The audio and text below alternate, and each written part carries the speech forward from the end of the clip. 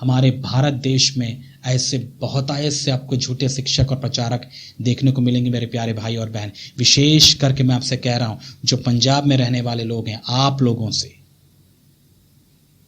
पंजाब में बहुत ही भयंकर धोखा हो रहा है मसीहत के नाम पे।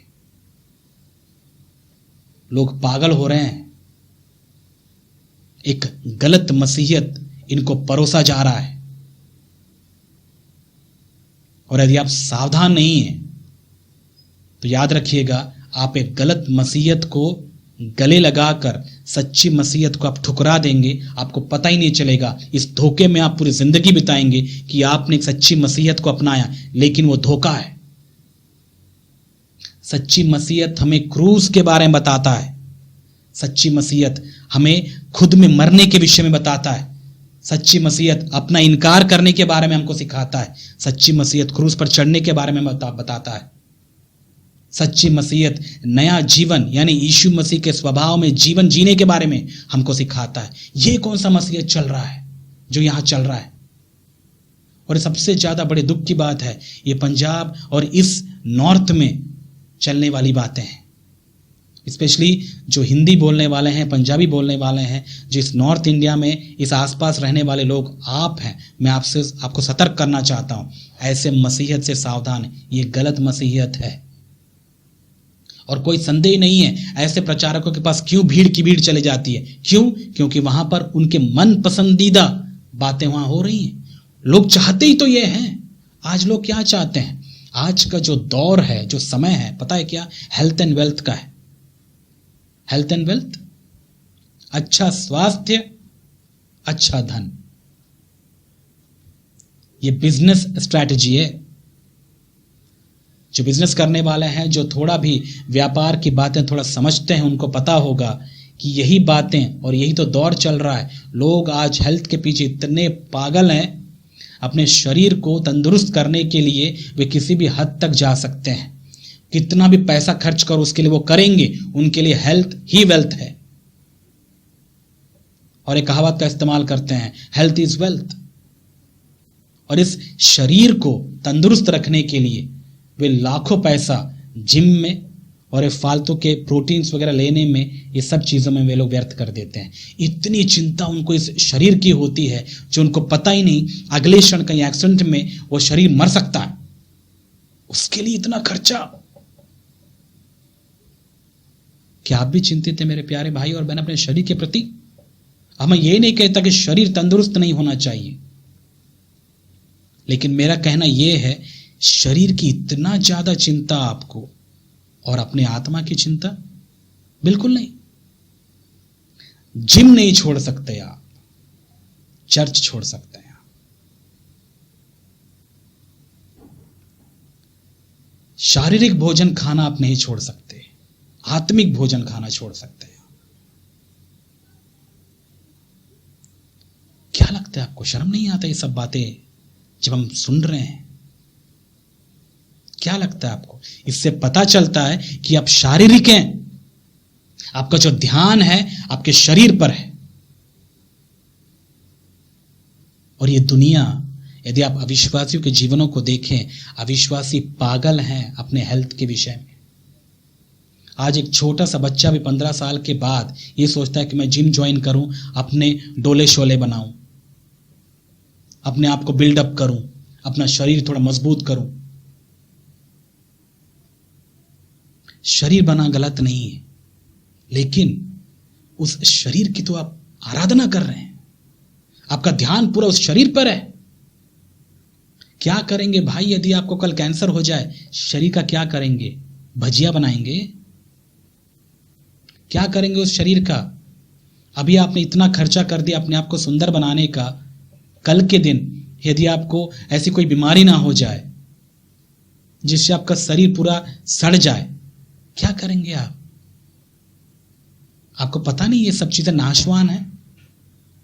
और यही तो अपने आप को लोग अपने आप को बुद्धिमान जताकर कितने मूर्खता वाले काम करते हैं। उनको लगता है शरीर उनके लिए इंपॉर्टेंट है, जबकि वो ये नहीं जानते शरीर नाशवान है। पता होते हुए भी इस शरीर की देखभाल वो बहुत अच्छी करते हैं।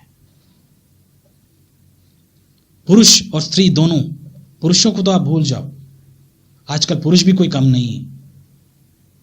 पुरुष भी इस संसार में अपने डोले शोले या फिर अपना तंदुरुस्त शरीर रखना चाहते हैं। किस उद्देश्य से? ताकि वो स्त्रियों को इंप्रेस करे। या विश्वासी की बातें कर रहा हूं, विश्वासी की बातें मैं नहीं बता रहा हूं, ये दुनियादारी की बातें ऐसे ही है। आप दुनिया वालों से मिलेंगे तो आपको पता चलेगा आजकल के लड़के ये सब क्यों करते हैं। यही सब उद्देश्य है। तो ये अविश्वासियों में अच्छा लगता होगा, विश्वासियों के अंदर ये सब चीजें शोभा नहीं देती। जो शरीर प्रभु ने आपको दिया, याद रखिएगा, इस शरीर का इस्तेमाल आपको प्रभु के काम के लिए करना है। आप कितने ताकतवर हैं इससे क्या फर्क पड़ता है, लेकिन आप इस शरीर के द्वारा प्रभु के लिए क्या कर रहे हैं इससे इससे फर्क पड़ता है। पता, मैंने कई ऐसे लोग को देखा, विश्वासी भाई बहनों को, अपने इस शरीर को मजबूत करते हैं लेकिन वे एक नंबर के आलसी होते हैं, काम नहीं करते हैं लोग। ये केवल दिखाने के लिए होता है ये सब कुछ। मैंने कई प्रभु के लोगों को भी देखा है, बढ़िया, उनका आप जाके देखिए, और फिटनेस बहुत अच्छा, वे लोग जिम जाएंगे, ताकत रखेंगे, लेकिन उनको घर का काम दो नहीं करते हैं। यदि उनकी माँ बोले बेटा जा 10 किलो आटा लेकर आ, माँ बहुत भारी है मैं नहीं उठा सकता, तो डंबल्स उठा सकते हो भाई, घर का काम करने में तुमको दिक्कत होता है। ऐसे निठल्ले और आलसी लोग भी बहुत हैं। इनके बॉडी का क्या काम फिर? यदि आपको अच्छे शरीर मिला है, आपके पास ताकत है, उस ताकत का प्रभु के लिए इस्तेमाल करिए ना। फिर उस ताकत को आप दिखाने की कोशिश कर रहे हैं, ये केवल दिखाने वाली चीजें। आप केवल लड़कियों को इंप्रेस करना चाहते हैं इस बॉडी से, बस यही है, इसलिए आप इतना कुछ कर रहे हैं। यदि आपने बॉडी बनाया, घर का सारा काम करिए, जो भी मेहनत वाला काम है, जो फिजिकल वर्क है, करके दिखाइए आप। ये करने के लिए तो आप आगे नहीं आएंगे, लेकिन आपको अपना शरीर तंदुरुस्त करना है, और इसके लिए ना जाने कितने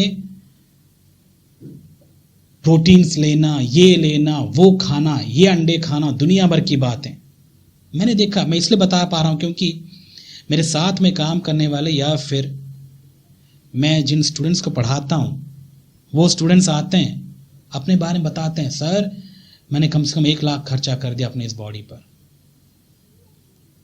मुझे दुख होता है सुनकर, और कई बार लगता है मुझे, छी कितने मूर्ख हो तुम, इसके लिए इतना कुछ खर्चा कर दिया आपने। और आपको लगता है कि इतना कुछ करने के बाद आपका शरीर अमर हो जाएगा, हर एक दिन सड़ जाएगा।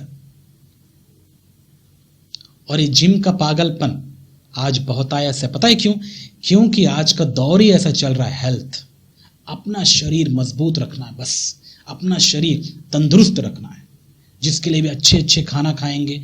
गलत नहीं है, मैं आपको पहले भी कह रहा हूं, गलत मत समझिएगा, शरीर अच्छा रखना चाहिए। मैं ये नहीं बोल रहा कि शरीर को सड़ा दो आप, नहीं, लेकिन शरीर की आराधना तो मत करिए। आराधना करने का मतलब दिन भर रात भर आपका पूरा ध्यान आपके शरीर पर है, हमेशा देखते रहते हैं आप मेरा बॉडी क्या है, क्या है ये? अविश्वासी ये सब करते हैं। और यदि आप भी ऐसे करते हैं मेरे प्यारे भाई और बहन जो चर्च में आते अपने आप को विश्वासी कहते हुए, आपका भी पूरा ध्यान आपकी शारीरिक तंदुरुस्ती पर है और आप आत्मिक तंदुरुस्ती पर बिल्कुल गौर नहीं करते, यदि आप उनको नजरअंदाज करते हैं, मैं आपको कहना चाहता हूं, हाय आप पर, शर्म आना चाहिए आपको विश्वासी कहते हुए, ये बेकार है। ये सांसारिक दौर है जहां पर हेल्थ एक बहुत इंपॉर्टेंट चीज है, इसलिए कोई बीमार नहीं पड़ना चाहता, कोई अपने शरीर को थोड़ा सहना या फिर थोड़ा मुश्किल में डालना नहीं चाहता, अपने आप को बस कंफर्टेबल रखना वो चाहते हैं। हेल्थ देख रहे हैं आप। और याद रखिएगा, ये जो शिक्षक हैं, प्रचारक, जैसे मैं आपको पहले बता रहा था कि शैतान सबसे ज्यादा इन झूठे शिक्षकों और प्रचारकों को इस्तेमाल करता है इन बातों को बताने के लिए या इन बातों का आश्वासन देने के लिए कि जो कोई यीशु मसीह के पास आएगा वो स्वस्थ या तंदुरुस्त रहेगा। एक और तरीका, इसीलिए लोग जो पहले से ही हेल्थ के कॉन्शियस हैं, मतलब उनका पूरा ध्यान हेल्थ के प्रति है, जब ऐसी बातें वे चर्च में भी सुनते हैं तो उनको एक आशा जागती है, वो आ जाते हैं चर्च में। क्या करवाने के लिए? अपने शरीर को तंदुरुस्त रखने के लिए। वो बीमार नहीं होना चाहते हैं। इसका पूरा पूरा फायदा शैतान उठा रहा है। कई पास्टर लोग या फिर कई जो सेवा करने वाले हैं इन्हीं चीजों पर ध्यान दे रहे हैं। लोगों की जरूरतें वे जानते हैं। आज का जो दौर है वे स्वास्थ्य का है, तो लोगों को पता है कि कैसे चर्च में अट्रैक्ट करना होगा।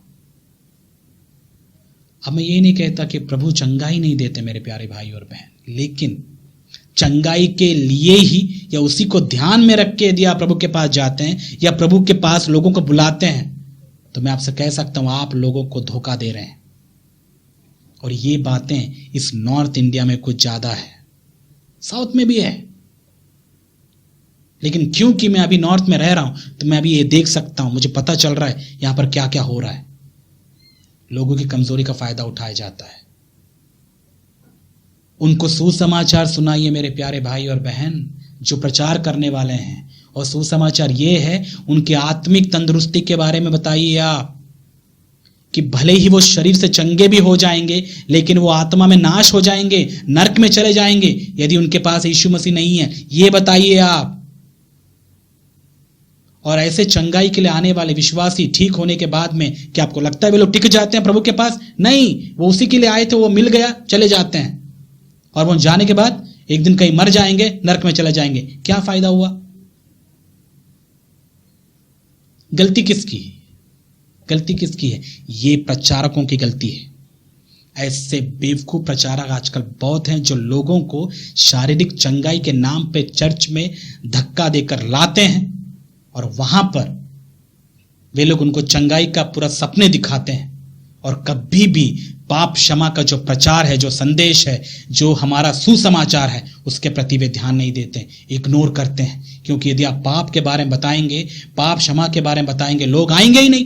क्योंकि आज के समय में कोई अपने आप को पापी नहीं समझता। एक छोटे से बच्चे से आप जाकर पूछिए तूने पाप किया, ये गलत है, मैं नहीं मानता इस बात को, ऐसे ही बोलते हैं बच्चे भी। आजकल कोई पाप क्षमा का प्रचार या पाप के विरुद्ध कोई बातें नहीं सुनना चाहता, कोई मानना ही नहीं चाहता कि वे पापी हैं। और इसीलिए ये प्रभु के जो दास कहलाने वाले लोग हैं, ये पाप क्षमा का प्रचार नहीं करते, पाप के विरुद्ध बात नहीं करते। मेरे प्यारे भाई और बहन जो सेवा कर रहे हैं, यदि आप थोड़ा भी प्रभु का भय मानते हैं तो आज ही मन फिराइए, अपने इन झूठे प्रचारकों को बंद करिए और सच्चे सुसमाचार को सुनाइए जो कि पाप क्षमा का प्रचार है। यदि कोई बीमारी के साथ भी चर्च में आता है तो पहले उन्हें प्रभु के सुसमाचार के बारे में सुनाइए, यीशु मसीह के बारे में सुनाइए, आत्मिक चंगाई के बारे में सुनाइए कि तुम्हारी आत्मा बीमार है, शरीर तो प्रभु ठीक कर ही देगा, वो तो उसके हाथ में है, लेकिन आप इस पर गौर करो, आत्मा यदि आपका नाश हो जाए तो क्या, इस शरीर का क्या करेंगे जब आत्मा ही नाश हो जाए? इस पर फोकस करिए, ये चीजें समझाइए आप। और बड़े दुख की बात है, जितने भी ऐसे लोग आते हैं कलीसिया में, मैंने यहां पर अनुभव किया है कि हमारे कुछ नए लोग भी, वे तो आ गए कैसे ना कैसे, और वे भी कैसे आए, यहां वहां से आ जाते हैं। किसी को कोई बता देता है कि वहां चर्च में जाओगे तो ऐसा हो जाएगा, ये हो जाएगा, चंगाई मिल जाएगी, तो वे लोग आ जाते हैं। और वे क्या करते हैं, इसी चीज को सुसमाचार समझकर वे भी दूसरों को लेकर आते हैं चर्च में चंगाई के लिए, और चंगाई प्राप्त कर लेते हैं। कई लोग को नहीं मिलता, जिनको नहीं मिलता वे लोग छोड़ के वैसे ही चले जाते हैं, क्योंकि वो आए थे इसीलिए। और जिनको मिल जाता है, थोड़े दिन तक वो नाटक करता है चर्च में रहने का, विश्वासी होने का। जैसे ही थोड़ा सा उनको समय मिलता है, थोड़ा खुला द्वार मिलता है, वो भी निकल लेते हैं। क्यों? उनका उद्देश्य ही गलत था। और कई लोग जो ऐसे चंगाई को ध्यान में रख के जो चर्च में आते हैं, जो विश्वासी बने हैं, इनका विश्वास कभी मजबूत नहीं होता, क्योंकि वे अपना ध्यान हमेशा इन शारीरिक बातों पर लगाते हैं। मैं आपको सच बताऊं मेरे प्यारे भाई और बहन, मैंने यीशु मसीह पर विश्वास किया, लेकिन मुझे याद है अभी भी 17 साल की उम्र में मैंने यीशु मसीह पर विश्वास किया। कोई चंगाई नहीं हुआ मेरे साथ जिसको देखकर मैंने विश्वास किया प्रभु पर। नहीं, मेरे अंदर एक जिज्ञासा थी ये जानने की कि परमेश्वर है तो वो कौन है, मुझे उसे जानना है। जब किसी ने बाइबल पढ़ के और विशेष करके प्रभु के दास साधु सुंदर सिंह के बारे में जब किसी ने मुझे पढ़कर सुनाया, मेरे कजन ने, और उन बातों को सुनने के बाद, उन बातों को पढ़ने के बाद पता नहीं मेरे जीवन में क्या हुआ। मेरा जीवन परमेश्वर के प्रति प्रेम से उमड़ गया। मुझे लगा यही था वो व्यक्ति जिसकी मैं कामना कर रहा था अपने हृदय में। मेरी आत्मा को संतुष्टि देने वाला यदि कोई है तो यही है। मैंने उस समय पहली बार सुना कि प्रभु यीशु मसीह ही प्रभु है, और ये आवाज मेरे अंदर से आई। मेरा प्रभु के प्रति जो प्रेम था उमड़ गया। मैं बहुत उससे प्रेम रखने लगा। मेरा जीवन बदल गया। मैंने प्रभु को जान लिया और ये था मेरे जीवन में बदलाव। कई बार मेरे साथ ऐसा भी हुआ, बीमार पड़ा हूं और मैंने कई बार प्रार्थनाएं भी की हैं, प्रभु मुझे ठीक करिए आप। लेकिन याद रखिएगा, कभी भी इंस्टेंटली कोई चमत्कार मेरे साथ भी नहीं हुआ, क्योंकि परमेश्वर चाहते ही नहीं थे कि मैं अपना ध्यान इन चीजों पर लगाऊं। वो हमेशा यही चाहते थे कि मैं अपने आत्मिकता पर ज्यादा फोकस करूं। ये चीजें परमेश्वर देखता ही रहेगा अपने मर्जी से, अपने टाइम पर, क्योंकि जब तक मेरा आत्मिक उद्देश्य इस पृथ्वी पर पूरा नहीं होता तब तक मेरे शरीर की रखवाली कौन करेगा? परमेश्वर करेगा। उसकी जिम्मेदारी है ये, क्योंकि मेरा शरीर, मेरी प्राण, मेरा मन और मेरी आत्मा, ये तीनों प्रभु के हाथ में है। उसके बिना मर्जी के मेरे शरीर को कौन नुकसान पहुंचाएगा? कोई नहीं। प्रभु बीमारी की अवस्था में भी मुझे इस्तेमाल कर सकता है। सामर्थी परमेश्वर है मेरा। इसीलिए पौलुस बीमार होते हुए भी, तीमुथियुस बीमार होते हुए भी परमेश्वर ने उनका इस्तेमाल किया, क्योंकि उनके लिए परमेश्वर का अनुग्रह काफी था। समझ रहे मेरे प्यारे भाई और बहन? इसीलिए पास्टरों को या फिर जो सेवकों को, जो प्रचार करने वाले, उनको बहुत ही ज्यादा इस बात को गौर करना चाहिए किस उद्देश्य से लोग चर्च में उनके आ रहे हैं और उनको क्या बताया जा रहा है। सुसमाचार क्या सच में सुनाया जा रहा है? पाप के विरुद्ध में बताया जा रहा है? क्षमा के बारे में बताया जा रहा है? यीशु मसीह पर विश्वास करना और उसमें बढ़ना और पवित्र जीवन जीने के बारे में क्या बताया जा रहा है? यदि नहीं बताया जा रहा है, वहां पर धोखा हो रहा है, और इस एरिया में कुछ ज्यादा धोखा है। सावधान रहिए मेरे प्यारे भाई और बहन। धोखा खाएंगे उसको आप, यदि आप मसीह समझ रहे हैं तो आप अंधे हो गए, बेवकूफ हो गए। इसलिए कई बार अविश्वासी मजाक उड़ाते हैं इन बातों का। और इसके पीछे कौन है? इसके पीछे कौन हो सकता है? शैतान ऐसे लोगों को इस्तेमाल कर रहा है, हेल्थ पे फोकस करने वाले लोग, क्योंकि ये दौर ऐसा चल रहा है।